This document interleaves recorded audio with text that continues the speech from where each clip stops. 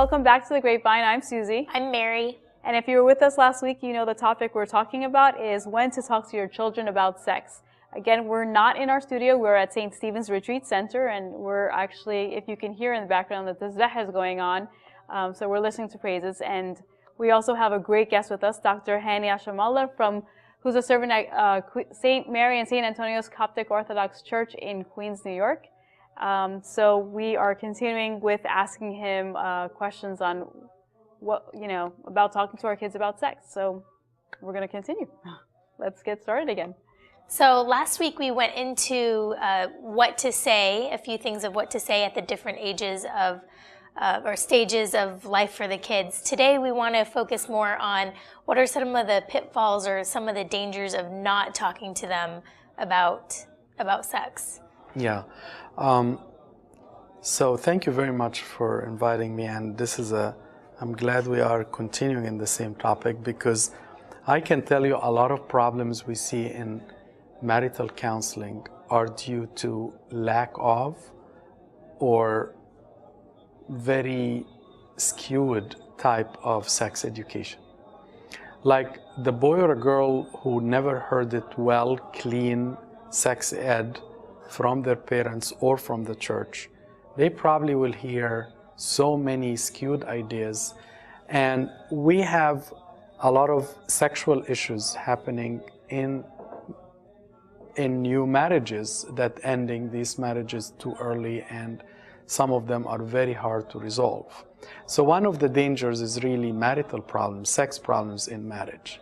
I can tell you, I've known women that have told me, in confidence that, newlywed women telling me that, they had to go to Abuna because they really struggle with intimacy with their husband, because their whole life they're just, understanding of sex is bad, sex is bad, sex is bad. And all of a sudden you get married and, you're very embarrassed to be with your husband, and it's caused those type of problems. Right. So a lot of these things, especially if you don't teach your daughter or your son clearly, again, I want to use the word holiness of sex in marriage, they will have problems. The second problem that can happen because of lack of or skewed education is really fear of sex and making sex either very defiled or very scary, to the extent, again, they have problems in marriage.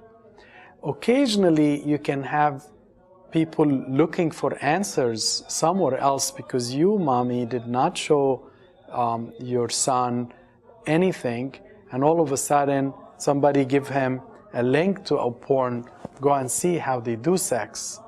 And we find our kids are hooked, and I use the word hooked or addicted to pornography. And we, the parents, are the cause, because we deprive them from the normal, healthy, secure type of education in our homes, and all of a sudden left it to the kids in the street, or even worse, hard porn or other things. The fourth danger is to really have some loss of identity, what we call confusion of sexual identity. That she is a girl by physique, she has all the anatomy of a girl, but because she was always with boys, because she was never taught well by her mom, she identifies herself more with like a masculine person, and almost she becomes lesbian or homosexual. And all of this can be reduced or prevented if we teach well how to deal with a major topic like that.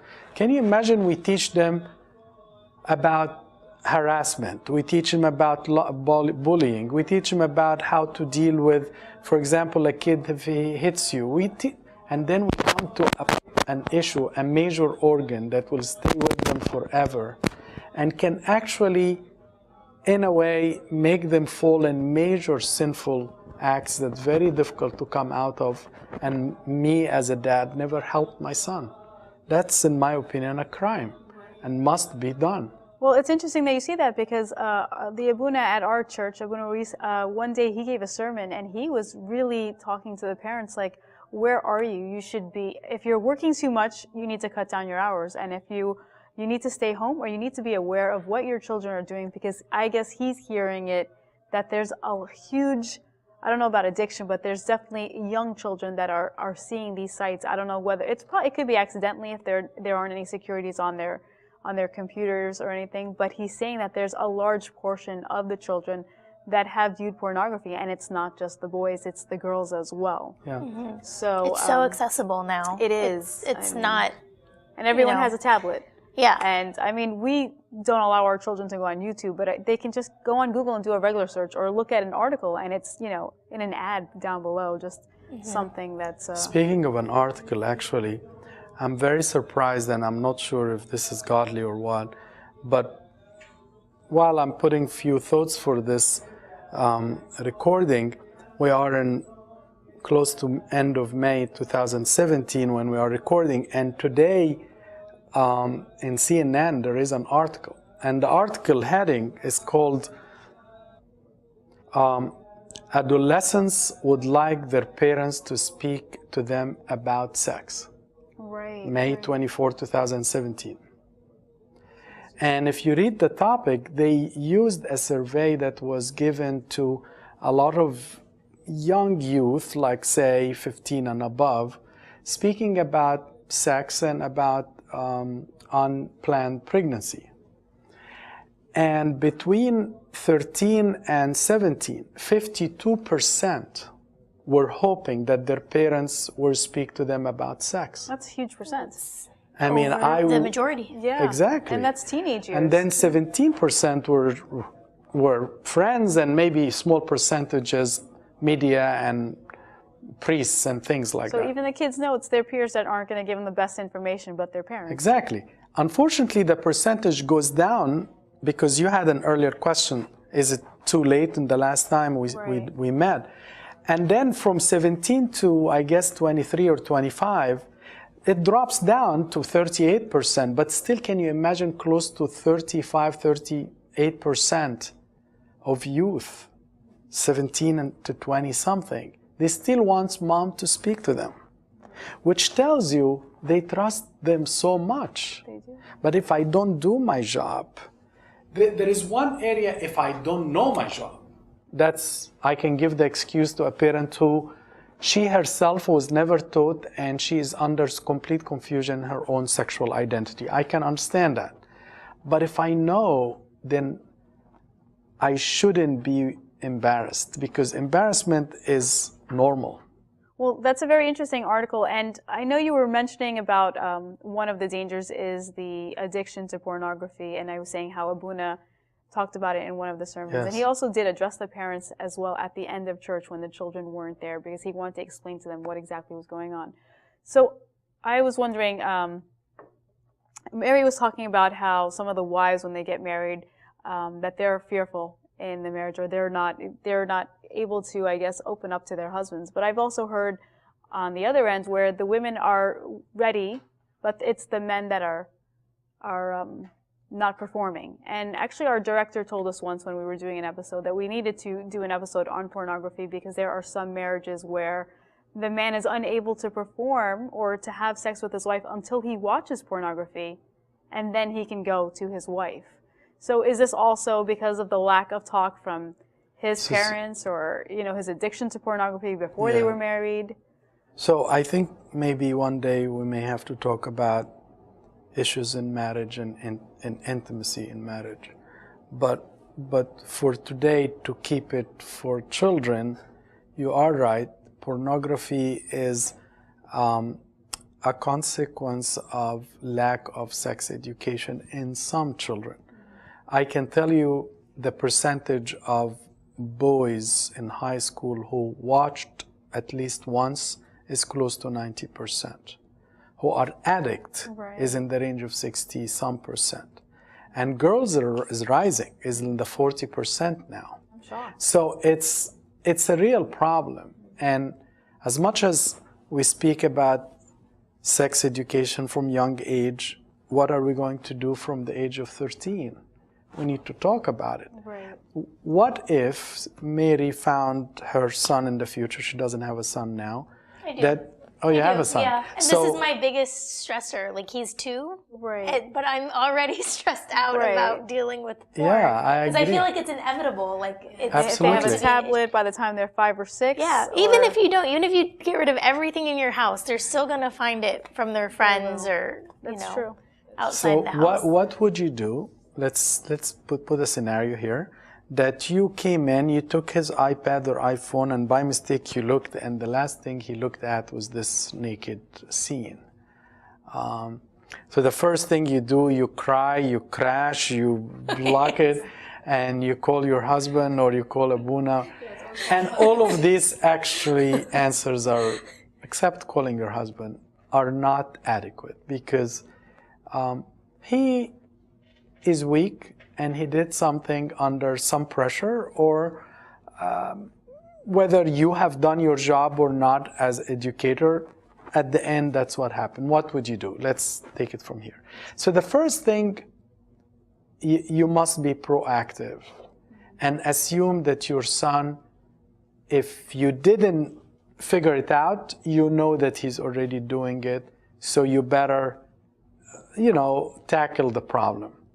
The second is, if you feel embarrassed or your husband is feeling embarrassed talking about it, that's normal.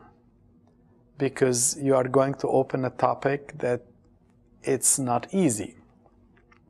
But then it's very important that we don't come threatening or violent or aggressive. Unless you are compassionate, loving, and kind, accepting, believe me, this problem will only just going to escalate. You need to have the heart of Christ, you and your husband, especially when your daughter or your son have found to be porn watcher or even worse, porn addict. So, 1, be proactive and look for the signs. Second, don't worry about being embarrassed. Third, you must, and this is maybe the most important item, don't be threatening, don't be violent, don't be aggressive, be compassionate, be kind. Imagine Christ when he met the woman who was caught in the act. Everybody wants to throw a stone at your son now because he did that, including maybe some of the servants. And you are Christ. No one can throw a stone until go through me first. That's what Christ did with the woman. He stood and he really was the man. You can't go to her until you go through me first. And at the end, he said, and I don't condemn you. Nobody judges you. The next point is plan what you have to do, because porn can be avoided if you put parental control on TVs, on the internet, and you have a password that you really keep it and you don't give it to your child, and you explain to him and to her, and you explain to them also that porn is not normal sex. This is a completely unnatural type of acting. And there was recently an actress came out of the closet. Basically, I don't remember her name, a very beautiful woman. She was it's called hardcore porn. It's one of those very aggressive, pornography. She came out and she started really exposing that this is the worst industry. Everybody is being enslaved. They are all hooked on alcohol or drugs in order for them to perform. And this is just all performance. This is not a real natural thing. And a lot of them actually had attempted suicide. Yeah. So the scary thing is I think a lot of people go to it as a teacher. Like they're going to, I've heard that excuse of, well, I just look at porn so I know what to do when I get married. Engaged people will say, well, I don't know, nobody taught me what to do, so I've heard that before as well. that's the excuse. So I guess the lack of the sex education is what's leading them to the porn. I've heard that excuse as well. Yeah, not realizing that it's not and real then, life. of course, if they're watching pornography, then I don't know about the women, but I'm assuming the men are going to please themselves. And so what happens to parents if they catch their child in the act masturbating? Okay, Sorry, I know that's a taboo word for everybody, but that's it's the word. not, because as I said, whether you find them masturbating or you find them watching or you found a computer left and you find a site, don't lose your nerves. Don't be an aggressive, violent, irrational woman or a man. As I said, be proactive. Pray about it before you speak to him. Be kind, be compassionate. Be ready to embrace him as a weak soul who have done something wrong.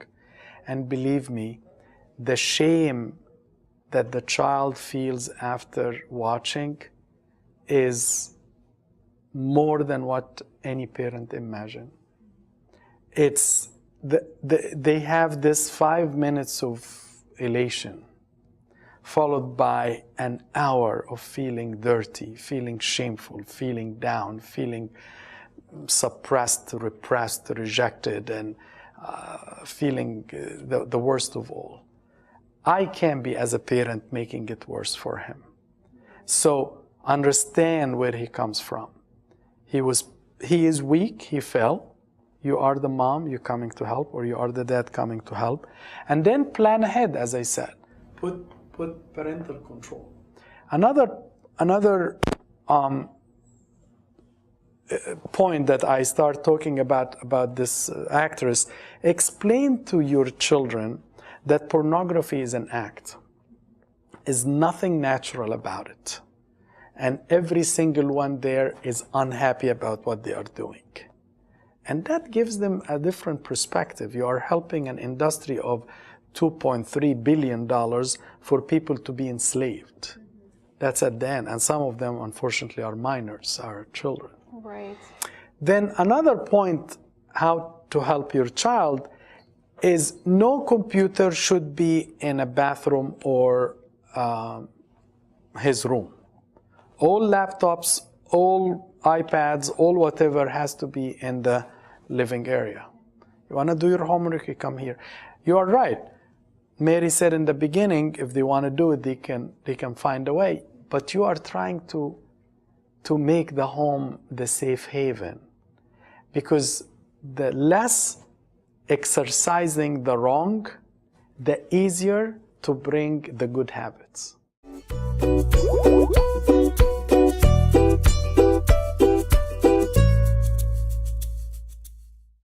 The second point after that is make him understand that not everybody does it. The children will make you believe that everybody does it. And the media is something that I've noticed more recently.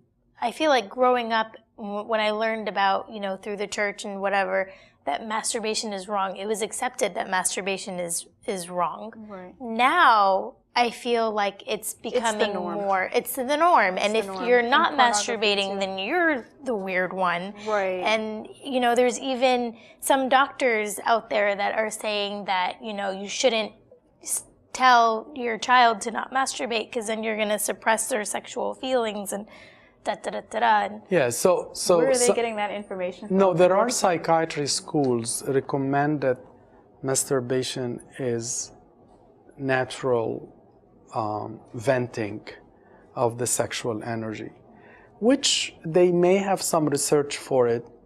In the church, I like to always tell my boys, and girls for that matter, again, this is the altar. And these are the places where God dwells, this body. How can I play with it? How can I use it in a non-honoring, respectful way? And I think that again brings the sanctity, as we said last time. But these are schools outside the church, and unfortunately when kids use pornography, they cannot do anything except to masturbate because they reach to a level where they are too excited. But again, we are trying to help our children who we know they have visited these sites, how to not to be addicts. Because I don't want ever my son, as you said, to marry and then he is very unsatisfied in his marriage. Right. Because remember, and that's a whole topic, we can talk about it in a different time, for men, and this is important not for the sex education program that we're doing, pornography reduces sexual performance. It's proven by all research. People who are porn addicts have less erection, rapid ejaculation, and even for women, they have their own also sexual dysfunctions. So I can teach my kids that these have a lot of dangers in the future. A lot of them become impotent after marriage. So this is not something will prepare him, but rather will destroy him. So we spoke about being proactive, prepare yourself, pray about what you're going to do, because that's a very tough thing, because you saw your child visiting a site. Be compassionate and kind, please. This is very, very important. Then prepare your home to be a safe place where your child doesn't have easier time to go. Teach him that this is a very unnatural event. This is not the normal act. These people are suffering. You don't think that they are happy with the way they're doing. Tell them that not everybody is doing it. There is a lot of people and a lot of youth are not doing it. So this is not something must be done. And then help him to build good habits. Because once he starts building good habits, he becomes distracted from, building a sexual dream for himself. So if you endorse his gym or take him to a music class or take her to a dancing class or go with him to baseball and basketball and football, and I know that he goes home and he's dead, he sleeps and he doesn't have time. Too exhausted, yeah. Yeah, all of this. You can't imagine how much giving him the prestige that he is important and he's good at this and you are proud of him in this. You don't want him to be identifying himself only because of his sexuality, but because of his personality. And the more you do that, the less inclined that he wants, because now he is worried about his energy and masculinity, and he doesn't want to, masturbate every day, and then he goes next day and he is not running the track as he used to, or in the same energy he has. And so he starts worrying about that. And my boys, who I take care of them in several churches, when we talk about these things, this is one of the things hit home, that they don't want to, no, I'm not doing this. You think after I reached the velocity basketball, I'm going to jeopardize this? No. Or I'm in the national whatever, or I'm in the school team. So they look at this. But please always bring the altar, the sanctity, the holiness of the body. I'm not sure if I covered. No, yeah, you did. This point. I think that's really good, and that's good that they're opening up to you, because that's actually one of our questions. Where, what if our child doesn't want to talk to us about sex? What if we are approaching them, or we have these opportunities, but they're like, no, I don't want to talk about this with you. So what do we do here? There are times that you can talk, and you need to be clever. For example, I remember a family who were talking to me that every time they watch TV and they found a man and a woman in bed, they go on change the channel. That's how I grew up. I guess everybody learned this. And the 9-year-old boy He didn't understand why they jumped all of a sudden on the TV and everybody pushing a different channel. Now we have the news. What's going on? The news. So, why are we watching murder? exactly. And they don't even do that when there is a murder scene. So he goes and he wants to watch that again and again. Right. So I find that this is the right time to bring a topic like that. He doesn't want to talk about it. This is a younger kid, not the one that you... I would think, yeah, I would think, 7, 8, 9, like, why are we talking about this? So, and then as long as, even in their teenage years, like, no, I don't want to talk to my parents about it. Because let's leave the older teenager for a second. Okay. But the 9-year-old who felt embarrassed before, he will ask, why did you change the channel? I don't mind you change the channel, but I want you to talk about why you're changing the channel. Right. This is an impure scene. Why? Because this man and a woman are becoming intimate, and they are touching each other, and they are in bed naked, and they are not married. Marriage unites a man and a woman under the hand of God. The Holy Spirit sanctified their bodies. Now, if they become one and they touch each other, they are one to begin with. And I explained this. Let him come and ask me a question. You were not too invasive, but you explained yourself why you changed the channel, and you can use that even for younger kids. The 13 years old, the best is when you take him in a ride to reach his basketball game. He is your captive audience. He can't run from the car, and you basically, his father basically will tell him, my son, I see your muscles are growing. I'm very proud of you. One day you are going to be taller than me. It's normal that you feel all the changes that are happening. And some of the changes happening to you, that you may get erection. And it's completely normal. I don't want you to be scared of that. This is a normal growth. And he needs to start speaking about hormones. Same for the girl. Why the change is happening to me, mommy? Because you have hormones are being secreted in your body, making your breast grow, making your hair come, making your spurt of growth, and so on. And then for the boy, the hormones will come in. And dad, or if a single mom, unfortunately, she has to do the 2 jobs, but possibly I would rather a man, but he will speak about the hormones.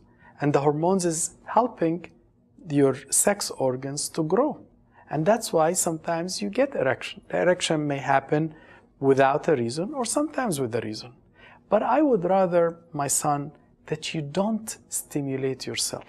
Because when you do that, as if you are making your muscles work, and when you actually need them to work, they may not work well. So I'm using a language not too invasive. He will think dad will come and talk to me like the kid who spoke to me in front of the locker when we're changing our clothes, because this kid spoke filthy. Right. So you can't imagine dad will talk about sex the same way like whatever his name spoke. But dad spoke very respectful, very serious. He wasn't jokeful. He wasn't using unimportant words. He's respecting his son, and he is respecting the topic. And he wasn't using non-holy words. Right. Because it's a holy topic. And I repeat again, God was not ashamed when he created them. So why should I be ashamed to hear or to talk? I think we must overcome our embarrassment. Our kids are embarrassed as we are. But our kids are embarrassed because they think we will speak in the same filth like as they hear from outside. When they find us respecting and respectful and honoring, they probably will come back. Great, great. Well, we have one final question, and I think Mary was interested in asking that, and I think it's a great question. So what are the blessings that come with us teaching our kids about sex? So, I mean, the blessings of teaching that you are at the end bringing a man or a woman who are going to be very well-rounded. When I look at both of you and I see there must be a lot of care and work done for you, whether by parents or by by church, and now you become amazing moms and taking care of your little children and so on. This is a major investment. You are investing in your kids, and not just in their health. You are investing in their kingdom of life. Because remember, a kid who may become a porn addict, this kid can go into addiction to other things. So can you imagine I'm helping my son to avoid not just a simple sin, but a slew of sins, a deterioration into a whole path, going on or off with wrong friends. Second is, you are really investing in his health or her health. She will not go into major wrong diseases or sexually transmitted diseases. You are investing in her marriage. You are investing in her career. A lot of these people who are completely sexually disturbed and they don't have a sexual identity or they have sexual fear, they go into a job and they are not dependable, reliable workers. And people right away figured them out and said, what is this guy? I mean, he's not stable. We need those stable people. We need future fathers who are well-founded, well-grounded, stable. A lot of guys are growing today are not going to be good fathers, unfortunately. I'm saying this with bitterness because I see them very shaky, very not stable. They are scared from their own identity because they were not pure in their own selves, because they were not taught well. So they have done all the wrong things and they may almost under major guilt, because a lot of sexual sins result in shame and guilt. And nobody was able to heal them from this. And all of a sudden we find, so you are investing in kingdom of God, you are investing in marital life, you're investing in employment, you are investing in their health. I think if there is any major investment a mom and a dad should and could do, is to educate their children in the purity of sexuality and how holy God created their sex organs. Wow. Well, that's a great way. Those are great blessings. And made me feel, actually, I feel a lot more comfortable now after this discussion. Excellent. I'm definitely I'm gonna keep watching this show every time when my kids get to a stage. I'm like, I'm gonna have to say this and I have to say that. Dr. Hani, we thank you so much for joining us here on the Grapevine, and we know that you were so busy this weekend at St. Stephen's Retreat Center and spending time with us late in the evening. And thank you very much. You've enlightened us. I hope that you've enlightened the viewers and that they go out and talk to their kids, or if there are children watching, I hope that they'll talk to their parents. You guys were great hostesses, asked very good questions, and I'm very proud of you. Thank you so much. Thank you.